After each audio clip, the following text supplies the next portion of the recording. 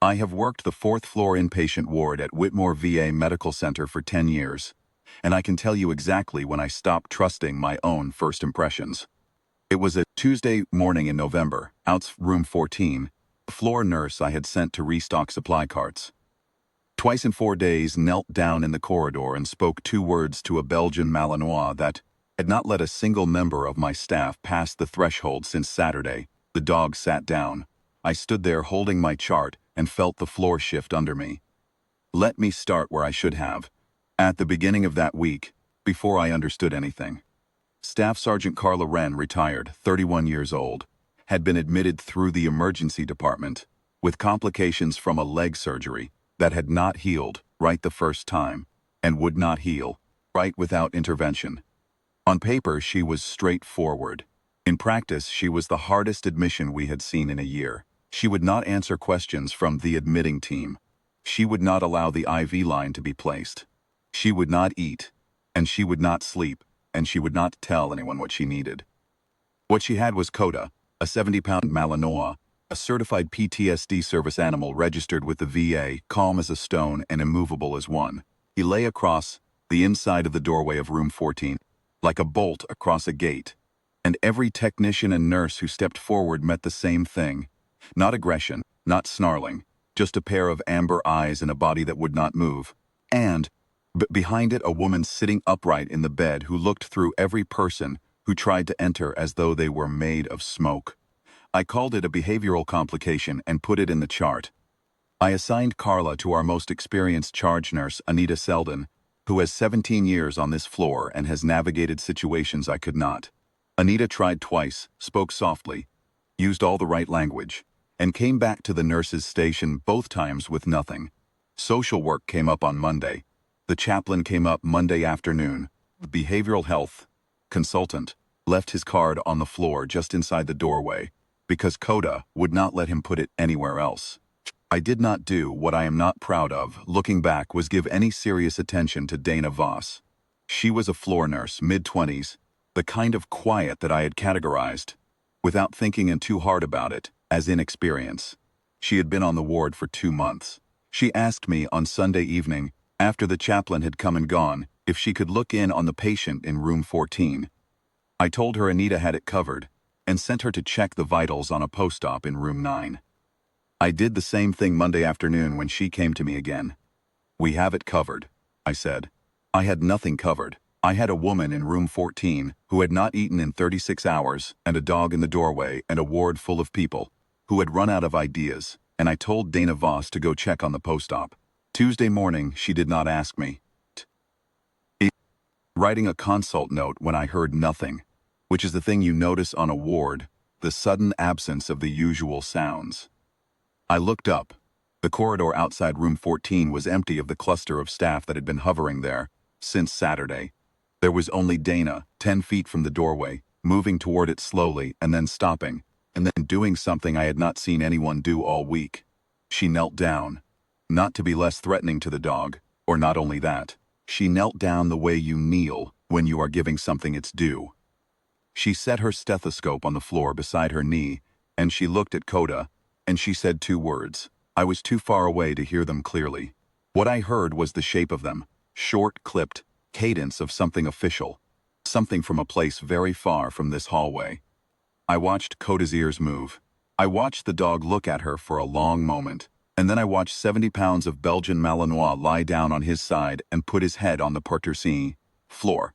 Dana rose and walked into room 14. I did not move for what I think was a full minute. I walked down the corridor slowly, the way you do, when you do not want to disturb something fragile. And I looked through the wire-glass window in the door. Dana was sitting in the chair beside the bed, not standing over the patient the way we all had, clipboards and credentials in our best professional voices. Sitting. Carla Wren was looking at her, not through her, at her, and Dana was saying something, low and even, and Carla's hands, which had been clenched on the blanket every time I had seen them, were still, stood at that window for a long time. I told myself I was monitoring the situation.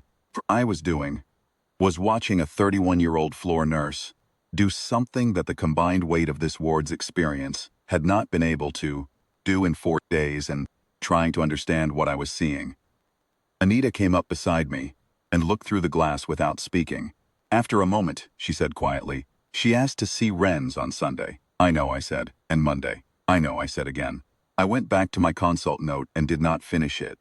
What I learned later, some of it from Dana, some of it from the man I am about to tell you about, filled in what I had not been able to see through that window. Donna Voss had done 2 combat deployments attached to the 75th Ranger Battalion in Paktia Province, Afghanistan. In her second deployment, during an engagement in a mountain valley that cut her unit off from air support for 14 hours, she had run a 1-woman casualty station. No physician, no resupply, no medevac, no one coming, and kept 7 Rangers alive. The official record used words like extraordinary composure under sustained fire, and battlefield medical skill exceeding her training. Classification. The unit had another name for her. They called her Ridgeline because she did not break. The 2 words she had spoken to Coda were the sign-off phrase from that engagement, a field confirmation code that the 75th used in that theater. In those years, that meant the ground was held and the people on it were going to make it. It was the kind of phrase that exists only in the memory of the people who were there. Carla Wren had been there. Not in Dana's unit.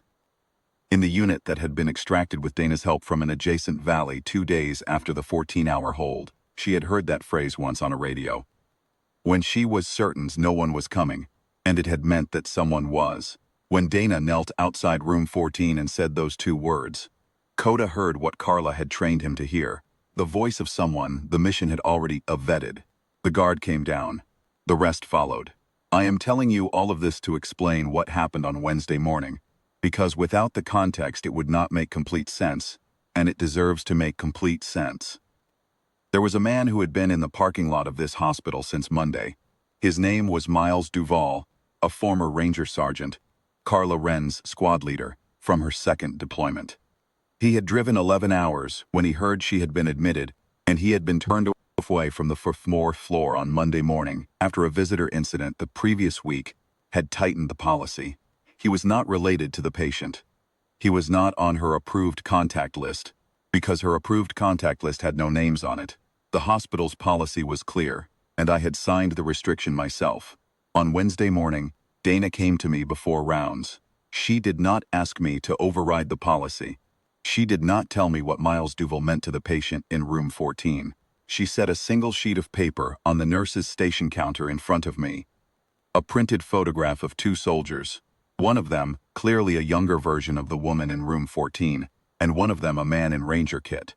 And she said, "He's been in the lot since Monday. Sir." She knows he's there. She asked me this morning if I could bring him up. I looked at the photograph for a moment. "Update the contact list," I said. "I'll walk him up." I did not walk him up. Dana did. I followed. Miles Duval was a compact, hard-looking man in a gray sweatshirt and boots, with the kind of stillness that comes from years of training it into yourself. He said nothing in the elevator. He said nothing in the corridor. When Dana pushed the door of room 14 open and stepped back, he walked in, and Coda, who was lying at the foot of the bed now, lifted his head and then set it back down. Carla Wren looked at him from the bed. He stood at the foot of it for a moment, and then he came to attention the way men do who have done it 10,000 times. Not a performance. A fact. Not a casual thing.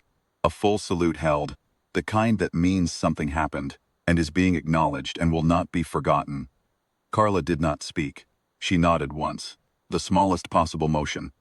And something in her face changed in a way I do not have clinical language for. Miles lowered his hand. He looked at Dana, who was standing just inside the door with her hands at her sides and her face composed and steady, the way it always was, the way I now understood it had always been. He said, "You're Ridgeline." Dana said, "Yes, sir." He held her gaze for a moment. Then he came to attention again, and he saluted her too. I was standing in the doorway with my chart against my chest, and I did not move, because there was nothing for me to do. I had spent 4 days managing a situation I did not understand, redirecting the one person on my ward who understood it completely. And now I was watching a former Ranger Sergeant render honors to a floor nurse in scrubs in a VA hospital room in November, and Coda was lying with his head on his paws, and Carla Wren was letting someone clean and dress the wound that had been untouched since Saturday. I have thought about those 2 words Dana spoke in the corridor every day since. How she did not make a case for herself. Tell me what she knew, what she had done, who she was. Just came back on Tuesday morning and knelt down on the floor and said the thing that needed to be said and waited. Some people come to this ward carrying more than their badge and their stethoscope. I know that now. I just hadn't learned, until that week, to recognize the weight of it when it was standing in front of me.